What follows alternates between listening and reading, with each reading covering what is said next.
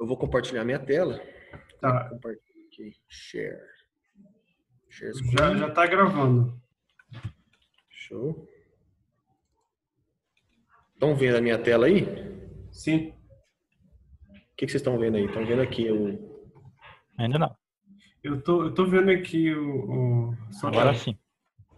Vocês estão vendo o Object Model aqui, né? Do meu browser. Isso. Se eu mudar aqui, vocês conseguem ver esse documento. Eu consigo. Né? E conseguem ver o código-fonte aqui no Bitbucket, certo? Sim. Beleza, então vamos lá. Então, assim, eu não quero dar aula, tá? Eu quero, assim como o André estava descrevendo como é que seria o projeto, a ideia é que introduzir alguns assuntos para a gente produzir uma sinergia dos tópicos aqui, né? Mas fazendo só uma rápida recapitulação do capítulo 1, aí vocês me corrijam se vocês discutiram coisas mais aprofundadas do que eu vou falar, ou se quiser acrescentar isso.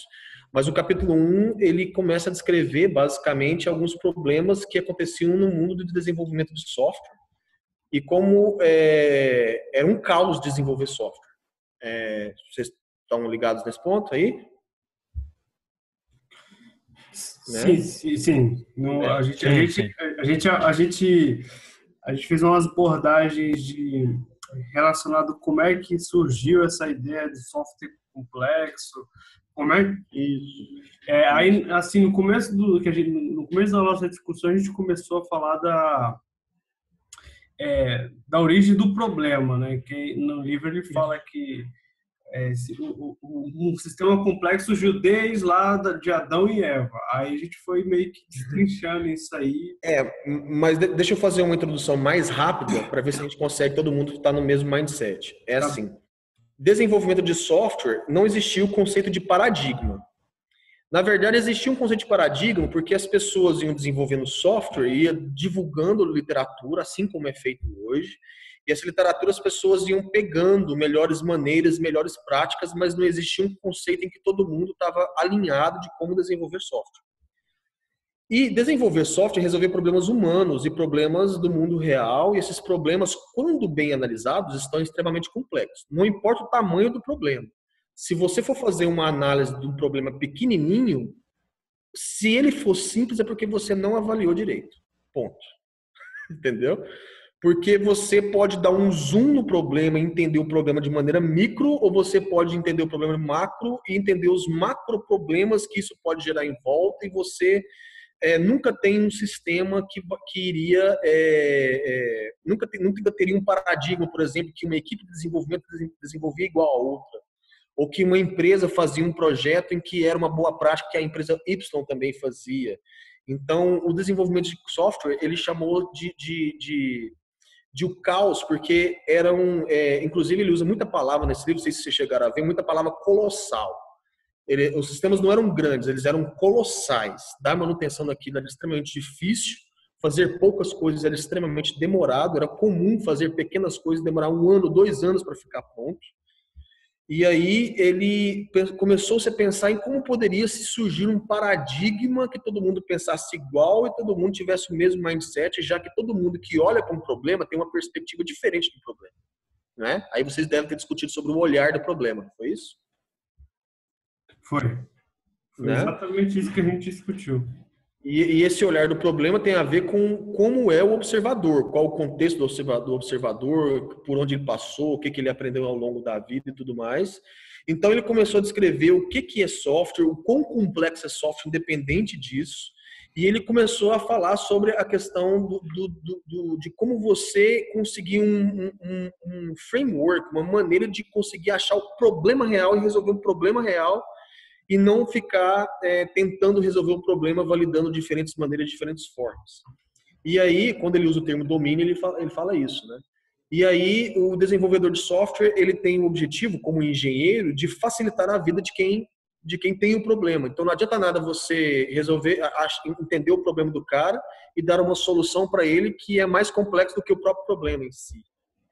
E aí é onde, por exemplo, ele revela imagens como essa, por exemplo, em que o engenheiro ele dá a ilusão de simplicidade das coisas, né? E aí ele vai falando sobre qual é a dificuldade desse desenvolvimento, onde ele trata desses paradigmas e como isso pode ser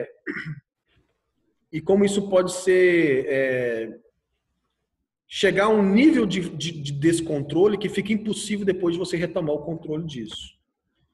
E aí ele vai falando dos atributos, isso aqui é muito importante para o livro inteiro, lá no capítulo 6, 7 e 8, ele trata disso assim, pesado, esses atributos aqui, que são 5 atributos, vocês chegaram a falar sobre os 5 atributos?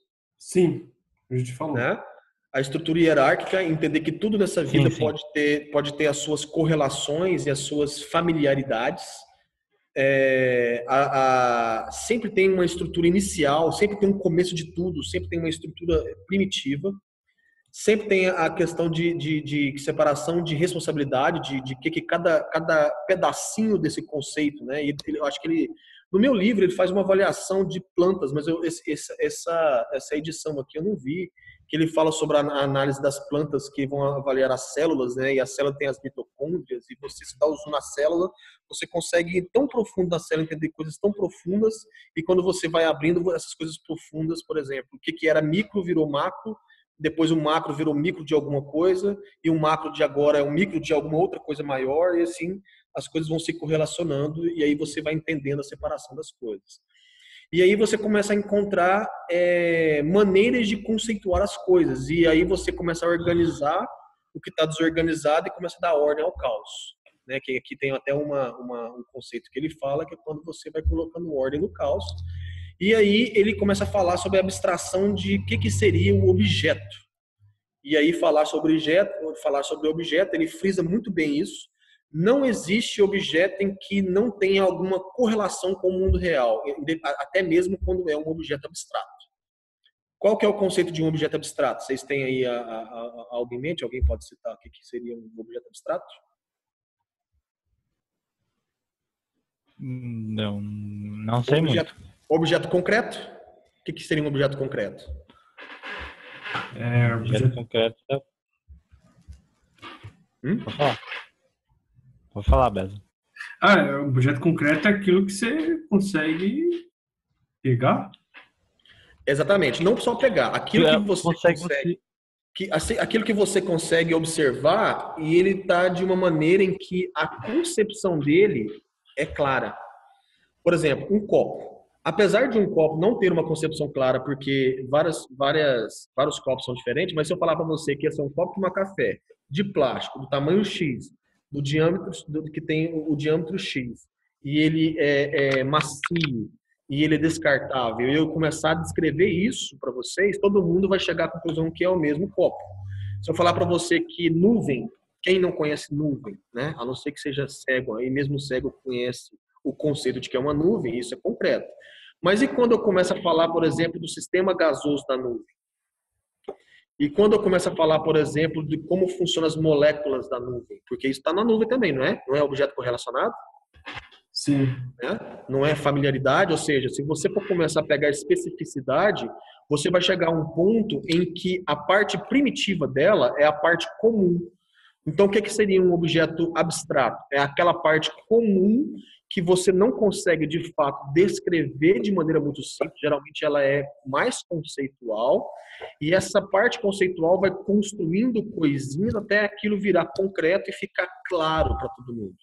Então, se você vai desenvolver um projeto orientado a objeto e você define um carro, primeiro, se você falar só carro, você não está especificando muito bem. Né? O que é um carro? Quantos carros a gente tem hoje? Qual o tamanho desse carro? Que cor que é esse carro? Quantas portas tem esse carro? Qual a velocidade desse carro?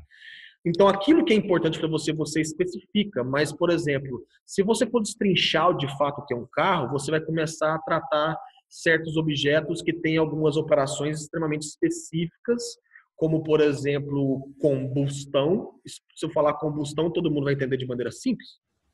A não ser que você tenha... se eu falar combustão para um menino de novinho, que nunca soube o que é isso, ele não vai entender. Mas se eu falar combustão para um adulto que tenha estudado, ainda assim eu precisaria alinhar o raciocínio para todo mundo enxergar da mesma maneira. Então, é tentar pegar algo abstrato e trazer para o concreto. Então, esse lidar com a complexidade é o que se define o que é um objeto. E todo objeto se deriva de quê? De uma é uma instância de uma? Ixi, Uma mano. classificação. Vamos lembrar. Todo objeto é derivado de um tipo. E esse tipo, na orientação a objeto, dá-se o nome de classe. Então, as especificações do que um objeto é sua classe, aí você extrai um objeto e você tem um objeto na mão baseado nessas especificações de classe, que ele chama de tipo, que pode ter os seus devidos supertipos, porque ela pode se originar de alguma coisa. Estou conversando muito, tá complicado assim, porque o capítulo 1 é basicamente isso. Tá tranquilo isso aí? Sim. Talvez eu estou falando de um jeito que vocês não falariam, né? Então tá mais tranquilo. Não tô... então aí você começa a trabalhar, e isso que ele chama de tentar trazer o abstrato ao concreto é o que ele chama de decomposição. Aí ele começa a destrinchar coisas, né? Então ele começa a classificar, dar nomezinhos para as coisas. E aí, por fim, ele vai começar a falar sobre essa decomposição ser classificada em forma de objetos. Esses comentáriozinhos aqui em blocos cinza são extremamente legais, traz um conceito. Então, assim, basicamente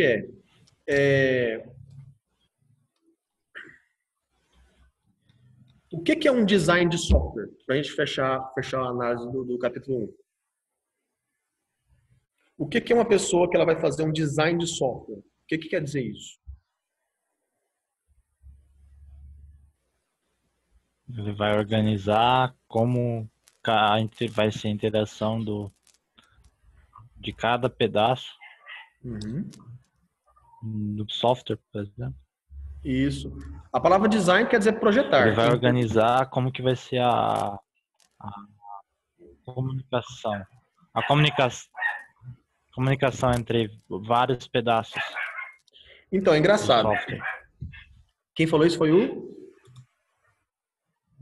Eber. É porque eu não conheço a voz ainda direito. Eber. O que você falou foi engraçado.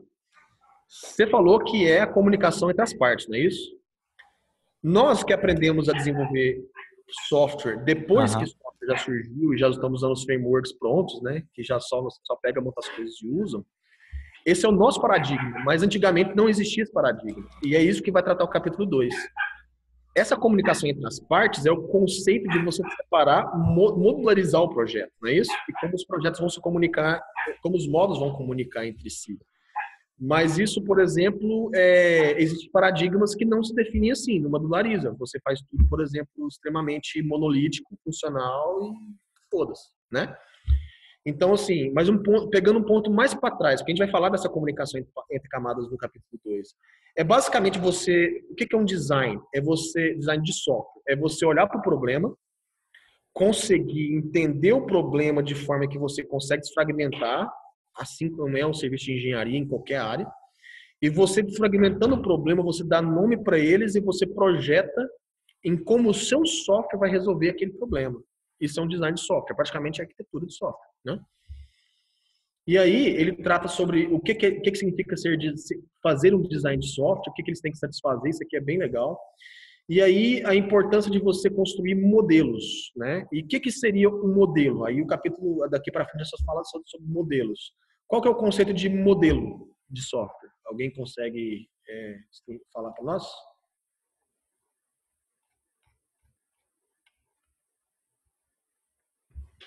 Eu defino modelo. O modelo é algo a ser seguido, por exemplo. Algo a ser seguido. Mais algum conceito que pode ampliar isso aí? Beza, você que está lendo o livro, está tentando entender o que é programar? Rapaz. O que é um modelo? Modelo, para mim, é um exemplo de como você precisa fazer. Exatamente. Aí nesse modelo você tem as referências, né? Nesse exemplo você tem as referências e você tenta se basear nessas referências. Eu vejo o modelo como isso. Então, o Ryan, você tem algo a acrescentar aí ou não? Ou tá só escutando de longe programando? Tá programando agora, né, cara? Vamos ver se ele ativa. Basicamente é o seguinte, modelo, cara, tô só escutando por enquanto. Modelo ele é o conjunto de especificações dos principais objetos do problema que você vai resolver. Entendeu? Se você vai resolver um problema, Eliezer, vamos tentar achar um exemplo aqui para a gente não ficar tentando ativar muito a imaginação, mas tipo, tanto, né? Mas, Eliezer, se você tem um modelo em que você precisa resolver o seguinte problema,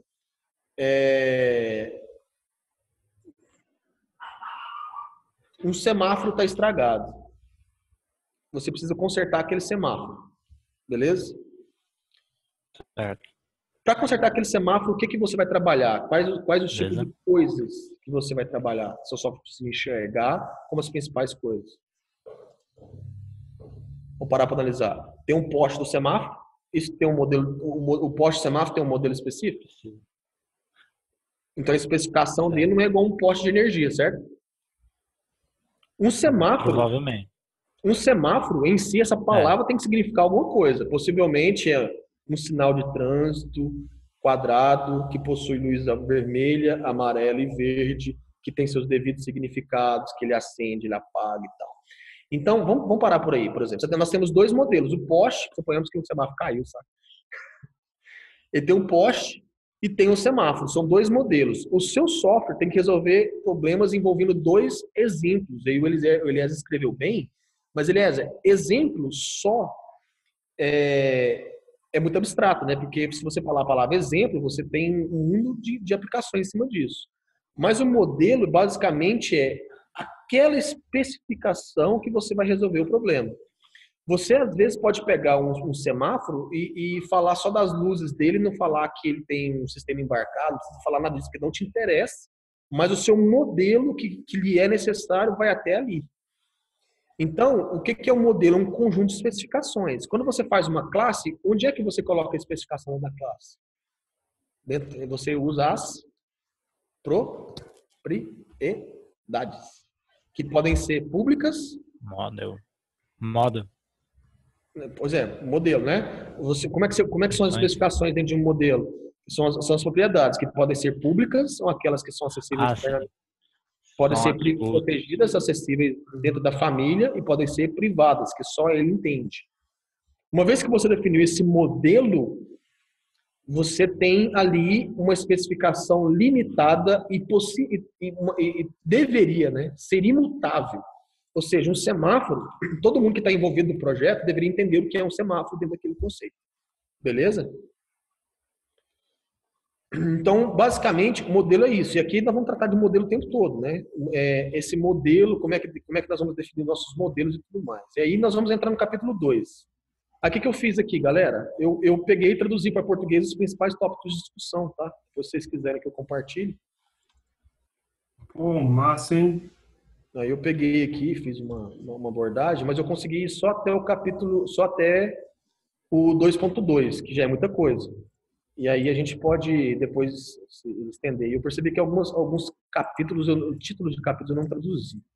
Mas o capítulo 2, basicamente, eu vou introduzir antes mesmo dele. O título do capítulo basicamente é o modelo de objeto. Então, caros amigos que programam, entender orientação a objeto sem entender modelo de objeto não é compreender orientação a objeto. E eu expliquei aqui em poucas palavras a impressão que dá que a gente entende, mas isso possui paradigmas mesmo, possui assim regras que são extremamente específicas para se definir um modelo. Vocês já repararam que todo framework que a gente vai desenvolver tem um pedacinho lá que são os módulos que geralmente conversam com a persistência, que guardam no banco de dados essas informações? Esses modelos, geralmente, eles persistem dados, porque são os dados que você vai resgatar para ter exemplos de como você vai... exemplos não, que você vai ter referências de como você vai trabalhar o seu software. Beleza? Então, só um pouquinho. Pode falar. Eu acho interessante essa questão, que desde quando eu comecei a tentar entender como funciona orientação a objeto, eu sei que tem que criar uma classe, por exemplo, usuário. Uhum. E aí ela vai resolver só a questão de usuário. Só que eu não entendi, né? Por que criar uma classe só usuário? Que agora entende. não está criando uma classe usuário, você está criando um modelo de usuário a ser seguido. E a Exato. partir daí você vai usar o que ele tem naquele modelo. Isso. Que aí você abstrai a questão de exatamente qual usuário e trabalha só com o modelo. Exatamente. Quando o Grady Book colocou lá que trazendo ordem ao caos, era justamente isso. Se você tem uma equipe que está em vários lugares no mundo e você falar a palavra usuário, todo mundo tem que entender o que é um usuário, quais são as responsabilidades do usuário, até onde é o limite do que é ser um usuário, o que aquele usuário faz, o que ele não faz. Então, você tem um modelo chamado usuário e tem que estar muito claro o que é um usuário dentro do seu sistema. Uma coisa interessante a lembrar é que, por exemplo, suponhamos que vamos começar a falar, por exemplo, de uma palavra que é o seguinte: maçã, um modelo chamado Apple. Tem como uma maçã ser o que é uma maçã? Por que eu quero ir para maçã e sair do usuário? Porque a maçã não tem operações, sabe? Ela não tem atuação, ela é passiva, certo? Nossa. O que a maçã tem? Se eu fosse falar para você assim, descreva a maçã, qual que são as propriedades que tem uma maçã?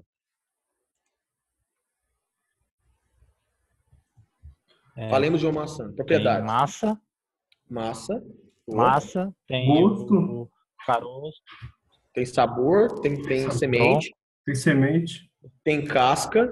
Pode ser vermelha. Então, aí, olha só, maçã só não é suficiente. Vamos falar de uma maçã madura. Certo? Maçã é abstrato. Entenderam que a maçã passa a ser abstrato? Porque, e aí, qual que é a cor da maçã? Não, então vamos falar de maçã madura e maçã verde. São duas famílias, né? Dois membros da família da maçã que estendem maçã. Mas vamos falar de maçã madura, vermelha, macia, porque se fosse a verde seria dura, né? Tem caroço. O que mais? Tem caldo. Tem aquele troncozinho que vai que gruda um na árvore, que fica na árvore. Ela tem uma origem, tem que nascer de alguma árvore, não existe nação que nasce da terra, né? Aí vem você que faz software, e você que pode fazer o que você quiser, e vai lá e coloca a seguinte operação, vai falar que a maçã, ela come. Vocês colocam uma operação falando assim, maçã come. Faz sentido? Não. Não faz. É sério, cara. A gente fica rindo dessas paradas, mas isso acontece o tempo inteiro. Inclusive, eu tenho um exemplo que aconteceu conosco aqui, que eu falei, cara, isso não funciona. Essa parada não faz isso, né?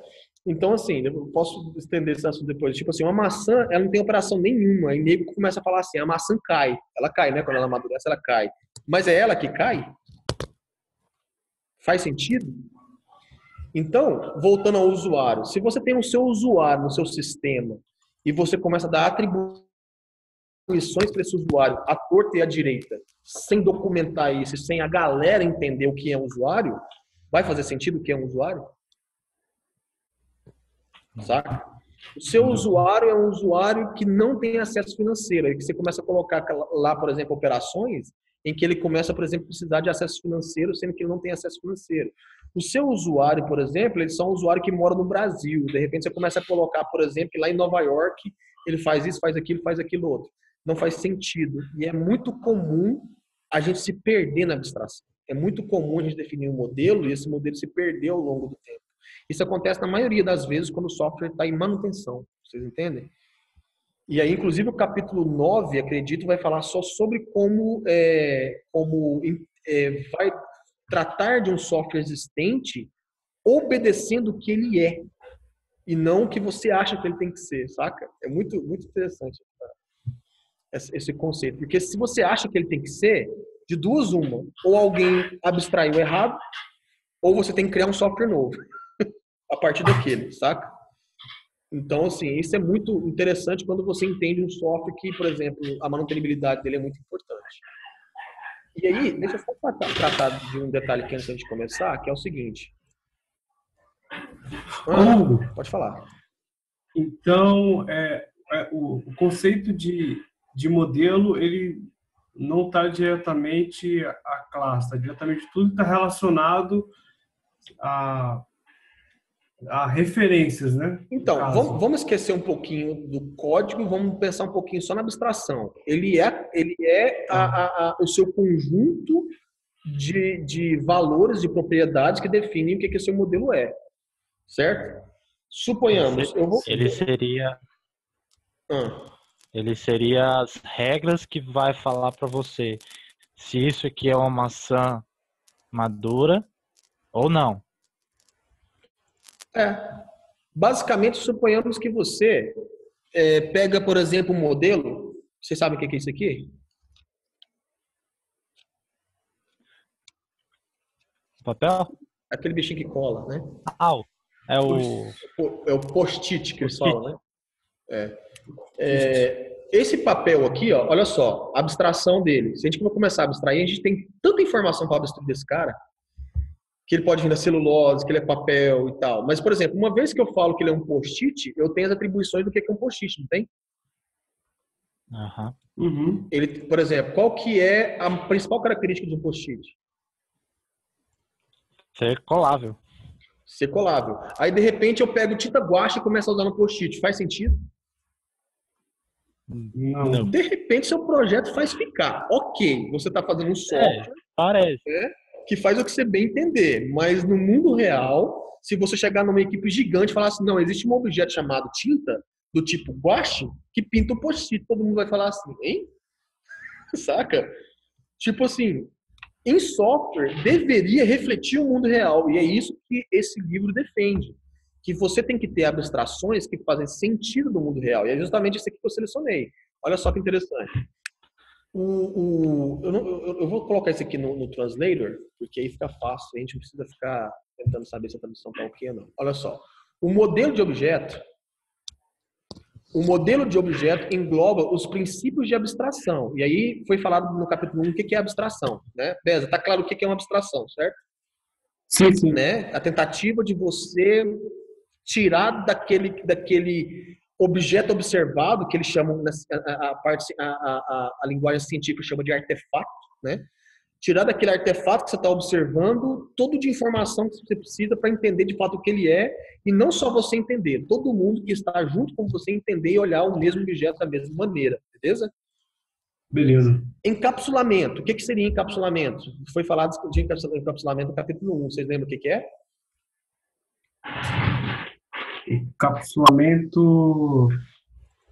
A gente usou o encapsulamento seguindo a ideia da camada OSI, né? Que você tem várias camadinhas que se complementam para no final chegar a alguma coisa. E se essas camadas elas se acabam perdendo referência, você acaba tendo um problema lá na frente. O conceito de encapsulamento nosso foi mais voltado para a camada OSI, que aí... Isso, mas tratando do que o Brad Book fala, e aí por isso que eu estou querendo introduzir assim, lá no conceito básico, não faz sentido uma maçã dirigir um carro, faz? Não. Então, por que raios eu pego um objeto que não tem ação nenhuma, crio uma operação ativa nele e faço ele fazer drive? Cara, é sério, essas coisas acontecem o tempo inteiro.